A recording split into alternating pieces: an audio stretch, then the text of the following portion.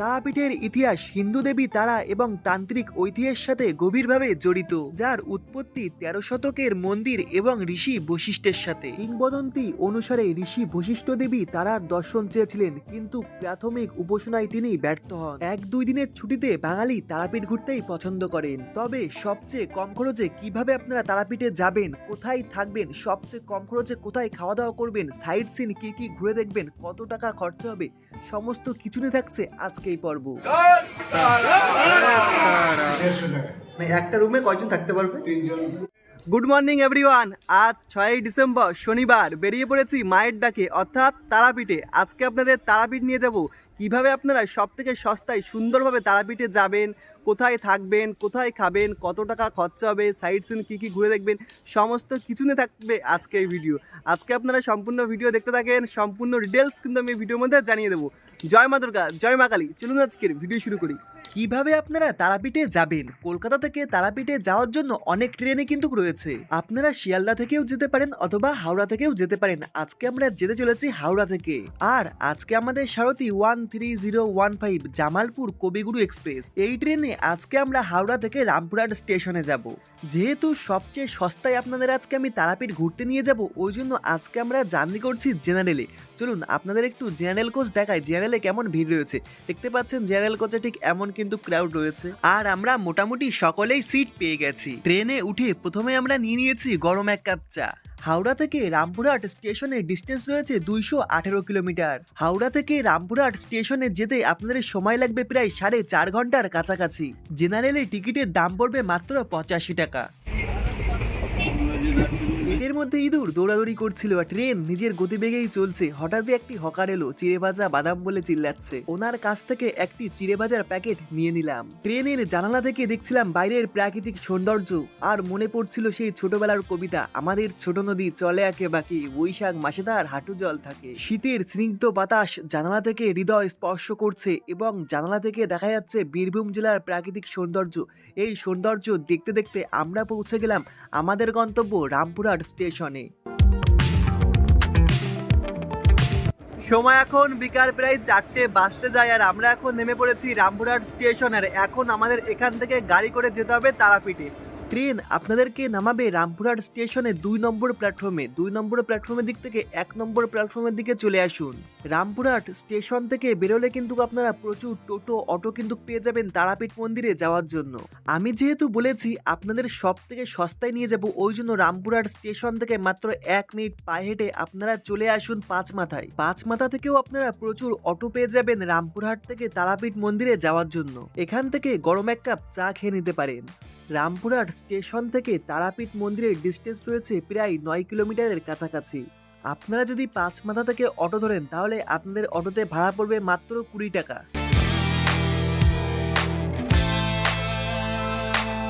আর আপনারা যদি রামপুরহাট স্টেশন থেকে অটোতে ওঠেন তাহলে কিন্তু আপনাদের ভাড়া পড়বে প্রায় 40 টাকা। রাস্তার 2 সাইডের প্রাকৃতিক সৌন্দর্য দেখতে দেখতে আমরা এখন চলে এসেছি দ্বারকা নদীর ব্রিজের উপর। ওই যে দূরেই দেখা যায় তারাপীঠ মন্দিরের গেট। সময় এখন বিকাল 4:36। নেমে পড়েছি আমরা তারাপীঠ মন্দিরের গেটের সামনে। এবার আমাদের থাকার জন্য প্রয়োজন হোটেল। আপনাদের আমি বলেছি সব থেকে সস্তায় কিন্তু আমি তারাপীঠে নিয়ে যাব ঘুরতে, ওই জন্য আমরা একটা ধর্মশালা নিয়ে নিয়েছি। 1 দিনের ভাড়া পড়েছে রুমের মাত্র 150 টাকা। আমরা সকালে রুমটি দেখাবো। এখন যেহেতু সন্ধ্যা হয়ে গেছে, আধারে ভালো দেখা যাবে না, ওই জন্য সকালবেলায় পুজো দেওয়ার পর আপনাদের কিন্তু ধর্মশালা ঘুরে দেখাবো এবং কোথায় রয়েছে 150 টাকায় কোথায় থাকতে পারবেন সেটি কিন্তু অবশ্যই আপনাদেরকে জানাবো। এবার একটু ফ্রেশ হয়ে নিই, ফ্রেশ হয়ে তারপরে সন্ধ্যাবেলায় আমরা একটু তারাপীঠের মহা শ্মশানে এবং মন্দিরের দিকে ঘোরাঘুরি করবো। রুমে এসে ফ্রেশ হয়ে রেডি হয়ে বেরিয়ে পড়েছি সন্ধ্যাবেলায় তারাপীঠ ঘুরে দেখার জন্য। প্রথমেই আমরা চলে এসেছি তারাপীঠের তারা মায়ের মন্দিরে মা তারাকে দর্শন করার জন্য। সন্ধ্যাবেলায় মা তারার মন্দিরে প্রতিদিন সন্ধ্যারতি হয়ে থাকে। এই সন্ধ্যারতি দেখার জন্য দূর দূরান্ত থেকে প্রতিদিন হাজার হাজার ভক্ত ছুটে আসেন এই মায়ের মন্দিরে সন্ধ্যারতি এবং মাকে দর্শন করার জন্য।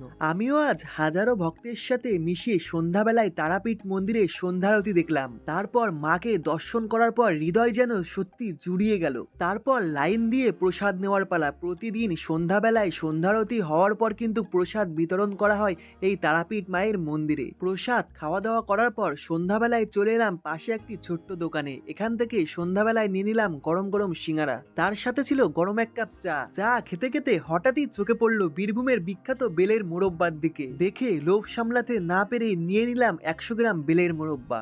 তারাপীঠে আসার সময় ট্রেনে একজন বীরভূমের স্থানীয় একজন আঙ্কেলের সাথে পরিচয় হয়েছিল। ওনার কাছে আমি জিজ্ঞাসা করেছিলাম, আঙ্কেল আপনাদের এখানে সবচেয়ে বিখ্যাত কি রয়েছে খাবার? তা উনি বলেছিল বেলের মোরব্বা।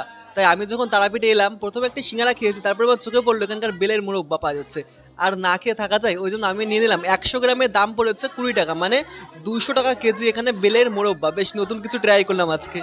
খাওয়া দাওয়া করার পর এবার চলে এলাম তারাপীঠের মহাশ্মশানে। শুনেছি রাত হলে তারাপীঠের মহাশ্মশান অন্যরকম একটি রূপ ধারণ করে। তারাপীঠ মহাশ্মশানের বিষয়ে আপনাদের দুটি কথা জানিয়ে রাখি। তারাপীঠের মহাশ্মশান ভূমির ইতিহাসের একটি গুরুত্বপূর্ণ অংশ, যা তন্ত্র, দেবী তারা এবং বিখ্যাত সন্ন্যাস বামাখ্যাপার সাথে গভীরভাবে জড়িত। আর সন্ধ্যাবেলায় তারাপীঠের মহাশ্মশানে প্রতিদিন কিন্তু বাউল গান হয়ে থাকে। সন্ধ্যাবেলায় ঠিক এমনভাবেই তন্ত্র মন্ত্র এবং বাউল গান এবং মহাশ্মশান ঘোরাঘুরি করেই আমরা কাটিয়ে দিলাম। মহাশ্মশানে ঘুরতে ঘুরতে এখন প্রায় রাত্রি 9টা বেজে গেছে। আস্তে আস্তে পেটের মধ্যে ইঁদুর লাফালাফি শুরু করছে। এবার আপনারা ডিনার কোথায় করবেন রাতে ডিনারের জন্য আপনারা তারাপীঠ জুড়ে প্রচুর হোটেল কিন্তু পেয়ে যাবেন। আপনারা যে কোনো হোটেল থেকেই কিন্তু রাতে ডিনারটা সেরে নিতে পারেন। আমরা ঘোরাঘুরি করতে করতে মেন রাস্তার পাশে আমাদের চোখে পড়েছিল শুদ্ধ নিরামিষ হোটেল। এখানেই আমরা আজকে রাতের ডিনার কমপ্লিট করব। আমরা নিয়ে নিয়েছি ভেজ থালি। ভেজ থালির দাম পড়েছে মাত্র 70 টাকা। রয়েছে এখানে সাদা ভাত, ঝুড়ো কচু ভাজা, ডাল, আলু পোস্ত, আলু পটলের তরকারি। রাতের ডিনারটা আমরা এখান থেকেই সেরে নিলাম। ডিনার কমপ্লিট করে আবারও আমরা চলে এলাম আমাদের রুমে। রাতে ডিনার করে আবারও আমরা চলে এসেছি রুমে। আর আজকে কিন্তু আমরা তাড়াতাড়ি ঘুমিয়ে পড়বো, কারণ কালকে সকাল সকাল উঠে কিন্তু আমরা মা তারার কাছে পুজো দিতে যাব। গুড মর্নিং, আজ তারাপীঠ ভ্রমণের দ্বিতীয় দিন। গুড মর্নিং, আজ তারাপীঠ ভ্রমণের দ্বিতীয় দিন। সকাল সকাল ফ্রেশ হয়ে রেডি হয়ে গেছি মন্দিরে পুজো দিতে যাওয়ার জন্য। আমাদের হোটেল থেকে মন্দিরের ডিস্টেন্স রয়েছে প্রায় 1 মিনিটেরও কম। ওই জন্য টুকটুক করে হাঁটতে হাঁটতে আমরা প্রথমেই পৌঁছে যাই আমাদের তারামায়ের মন্দিরে। মন্দিরের পাশেই রয়েছে ডালা আখড়া। এখান থেকে আজকে আমরা পূজা দেওয়ার জন্য ডালা কিনবো। যেহেতু সব থেকে কম খরচে আপনাদের আমি তারাপীঠ আজকে ঘুরতে নিয়ে এসেছি, ওই জন্য সবচেয়ে কমের যে ডালা রয়েছে সেই ডালাই আজকে আমরা কিনবো। আমরা 31 টাকা দিয়ে একটা ডালা নিয়ে নিয়েছি। সবচেয়ে কম দোকানে এখানে 31 টাকায় আপনারা পাবেন। আমাদের তো 31, 51, 101, 201, 501, 1001 যেটা চাই। আচ্ছা, 31 টাকা থেকে পাওয়া যাবে তাই তো? দেওয়া হয়। আর ওটা সব থেকে বেশি যদি বলা হয়? বেশি যেমন সাজাবে 500 আছে, 1000 শাড়ি টাড়ি দিয়ে করলে 1000 আছে। আচ্ছা, আমরা মাত্র 31 টাকা দিয়েই মায়ের জন্য ডালা কিনে নিলাম। এবার লাইনে দাঁড়াতে হবে। আর আমরা এসেছি আজ সানডেতে প্রচন্ড ভিড় ছিল। দেখলাম লম্বা লাইন পড়ে গেছে মায়ের মন্দির থেকে। হাজার হাজার ভক্ত অপেক্ষা করছে মায়ের দর্শন করার জন্য এবং মায়ের কাছে একটু পূজা দেওয়ার জন্য। আর কি, আমিও লাইনের শেষ প্রান্তে পৌঁছে গেলাম। তারপর আমিও দাঁড়িয়ে পড়লাম লাইনে মায়ের পূজা দেওয়ার জন্য। তবে লাইন কিন্তু খুব লম্বা ছিল। আমরা একজন পুরোহিতের কাছে জিজ্ঞাসা করলাম আমরা কটার সময় পৌঁছাতে পারি মায়ের মন্দিরের কাছে। একজন পুরোহিত বললেন 2:30 থেকে 3টে বেজে যেতে পারে। বেশ কিছুক্ষণ লাইন আস্তে আস্তে এগোচ্ছিল। তারপর সকাল থেকে আস্তে আস্তে দুপুর 12টা বেজে যায়। তারপর মাইকে বলা হলো 12টা থেকে 1:30টা পর্যন্ত মায়ের মন্দির বন্ধ থাকবে। সময় এখন দুপুর 2:43। আর আমাদের পুজো দেওয়া এখন সম্পূর্ণ হয়ে গেছে। আমরা একটু দেরি করে ঘুম থেকে উঠেছি, ওই জন্য কিন্তু আমরা 10:30টার সময় লাইন দিয়েছিলাম। আর এখন হলো 2:43, অর্থাৎ 3টে বাজতে যায়। এখন আমাদের পুজো দেওয়া সম্পূর্ণ হলো। এবার কিছু খেতে হবে। মায়ের মন্দির থেকে পূজা দিয়ে বাইরে এসে দেখলাম এখানে মায়ের প্রসাদ বিক্রয় হচ্ছে। আমি দাম জিজ্ঞাসা করতে ওনারা বলছেন 100 টাকা। বেশি ভাবনা চিন্তা না করে প্রসাদই নিয়ে নিলাম। মন্দির থেকে প্রসাদ নিয়ে চলে এলাম আমাদের রুমে এসে আজকে আমরা খাওয়া দাওয়া করব। 100 টাকার প্রসাদে অনেক কিছুই দেওয়া হয়েছে পোলোয়া, অনেক রকমের ভাজা, রয়েছে তরকারি এবং পায়েস।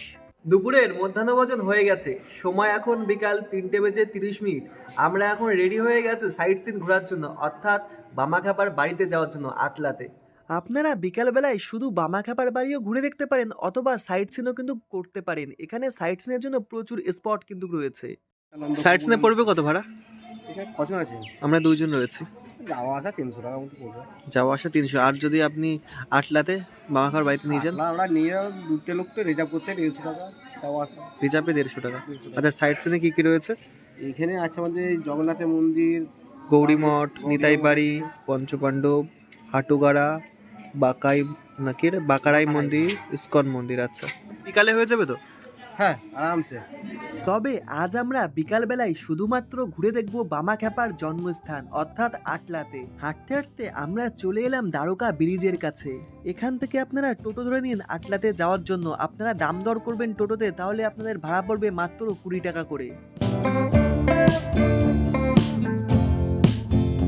টোটো আপনাদেরকে নামিয়ে দেবে বামাখ্যাপার জন্মস্থানের একদমই সামনে। নেমে পড়েছি আটলাতে। তবে আটলাতে কিন্তু বামদেবের বেশ কয়েকটি বাড়ি রয়েছে, কোনটি যে আসল বাড়ি সেটি এখনো পর্যন্ত জানা যায়নি। বামাখ্যাপার বাড়ি কিন্তু আটলাতে অনেকগুলোই রয়েছে। আপনারা এখানে টোটাল 3টি কিন্তু বামাখ্যাপার বাড়ি দেখতে পাবেন। প্রথমে যে বাড়িটি চোখে পড়েছে, প্রথমেই আমরা সেই বাড়িতেই প্রবেশ করলাম। এখানে প্রবেশ করে দেখলাম এমন ঠিক ঢালাই রাস্তা করা রয়েছে এবং খুব সুন্দর একটি মাটির বাড়ি রয়েছে। ভেতরের দিকে ক্যামেরা মোবাইল কিছু নিয়েই আপনারা প্রবেশ করতে পারবেন না, অর্থাৎ ভেতরে গিয়ে ফটো আপনারা তুলতে পারবেন না। প্রথম জন্মস্থান দেখার পর তার পাশে কিন্তু রয়েছে আরও একটি জন্মস্থান, এখানেও আপনারা ঘুরে দেখতে পারেন। আর প্রতিটি বাড়ির গেটের সামনেই কিন্তু লেখা রয়েছে বামাখ্যাপার আদি প্রাচীন বাড়ি। এবার আমরা চলে এসেছি 3য় নম্বর বামাখ্যাপার প্রাচীন মাটির বাড়িতে। এই বাড়ির মধ্যে একটু আপনাদের প্রবেশ করে আমি দেখাচ্ছি। দেখুন, বর্তমানে মাটির বাড়ি ঠিক এমন কিন্তু দেখতে লাগছে। এখানে একটা মাটির একটা উনুন রয়েছে। আর একটু সামনে যখন আপনারা প্রবেশ করবেন, এখানে কিন্তু রয়েছে বামাখ্যাপার খুব সুন্দর একটি বিগ্রহ। দেখুন, বেশ দারুণ কিন্তু লাগছে। আর এখানে আপনারা দেখতে পাবেন এই সাইডে যেমন মাটির বাড়ি, আর ডান সাইডে কিন্তু একটি মাটির সিঁড়িও রয়েছে। বেশ কয়েকটি বামাখ্যাপার আদি প্রাচীন মাটির বাড়ি দর্শন করলাম। তারপর আমরা একটু আটলা গ্রামটি ঘোরাঘুরি করলাম। আবারও আমরা আটলা গ্রাম থেকে টোটো ধরে নিলাম তারাপীঠ মন্দিরে যাওয়ার জন্য। টোটো আমাদেরকে নামিয়ে দিল তারাপীঠ মন্দিরে যাওয়ার জন্য মূল গেটের সামনে।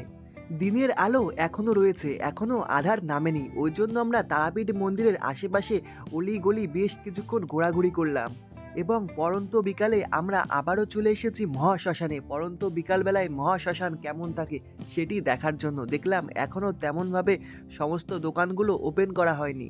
তারাপীঠের মহাশ্মশান দিনের বেলায় একরকম রূপ এবং রাতের বেলায় অন্যরকম রূপ কিন্তু ধারণ করে, সেটা স্পষ্টই বোঝা যাচ্ছে দিনের বেলায় এই দৃশ্য দেখার পর। পরন্ত বিকালে একটু তারাপীঠের মহাশ্মশান ঘোরাঘুরি করার পর আবারও আমরা গুটি গুটি পায়ে হাঁটতে হাঁটতে চলে এলাম আমাদের ধর্মশালাতে।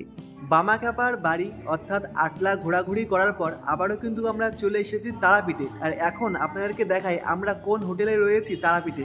আমরা এবার রয়েছি তারাপীঠের রামকানাই ধর্মশালাতে।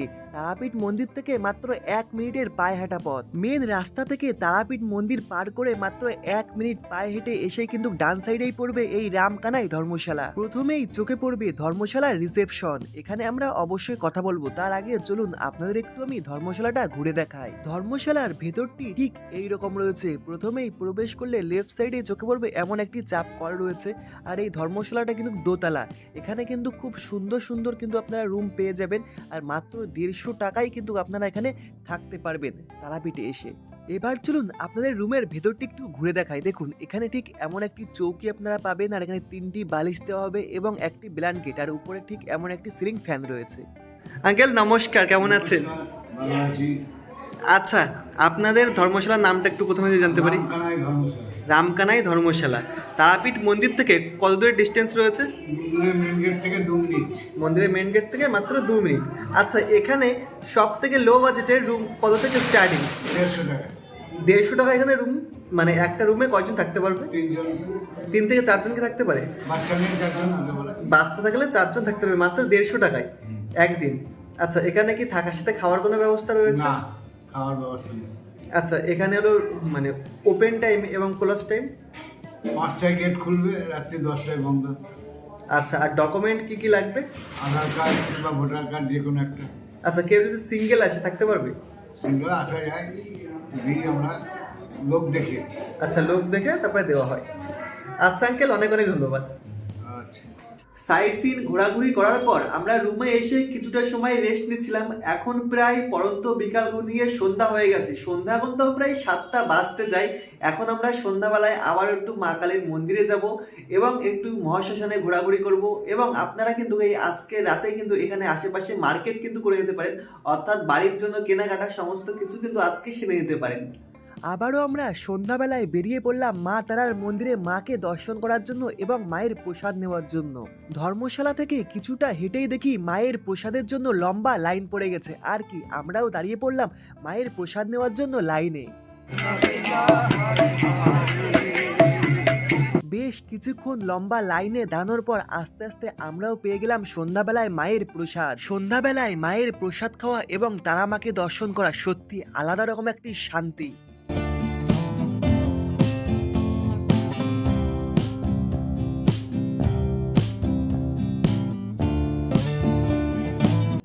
বেশ কিছুক্ষণ তারাপীঠে তারা মায়ের মন্দির ঘোরাঘুরি করার পর আজকে আবারও আমরা চলে এলাম তারাপীঠের মহাশ্মশানে।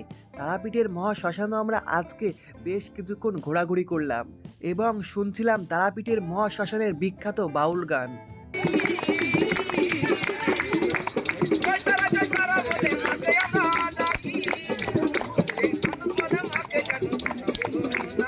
সন্ধ্যাবেলায় মা তারার মন্দির দর্শন করলাম, মায়ের প্রসাদ গ্রহণ করলাম, তারপর একটু শ্মশানে ঘোরাঘুরি করলাম। তারপর রাতে কিন্তু আমরা রুটি এনেছিলাম। আপনারা এখানে প্রচুর হোটেল পেয়ে যাবেন, যে কোনো হোটেল থেকে রাতের ডিনারের জন্য রুটি খেতে পারেন, আবার ভাতেরও অপশন রয়েছে, আপনারা যা ইচ্ছা খেতে পারেন। যাই হোক, আমরা রুটি এনেছিলাম। হোটেলে এসে রুটি খাওয়া এখন অলরেডি কমপ্লিট হয়ে গেছে। তো এমনভাবেই কিন্তু আমাদের দ্বিতীয় দিন কেটে গেল। আমাদের দ্বিতীয় দিন ঠিক এমনভাবেই কেটে গেল। তাহলে আজকের জন্য গুড নাইট, কালকে আবার সকাল সকাল ঘুম থেকে উঠতে হবে। Good morning. আজ তারাপীঠ ভ্রমণের শেষ দিন, অর্থাৎ আজ আমাদের বাড়ি ফেরার পালা। Good morning. আজ তারাপীঠ ভ্রমণের দ্বিতীয় দিন, অর্থাৎ আজ আমাদের বাড়ি ফেরার পালা। সকালবেলা ফ্রেশ হয়ে আমরা রুম ছেড়ে দিয়েছি। এবার আমরা আবারও যেতে চলেছি রামপুরহাট হয়ে আবার সোজা চলে যাবো হাওড়া অথবা শিয়ালদাতে। সকালে রুম ছেড়ে তারাপীঠ মন্দির অথবা মহাশ্মশান এবং একটু মার্কেটও আপনারা করে দিতে পারেন। তারপর আবারও আপনারা চলে আসুন রামপুরহাট স্টেশনে।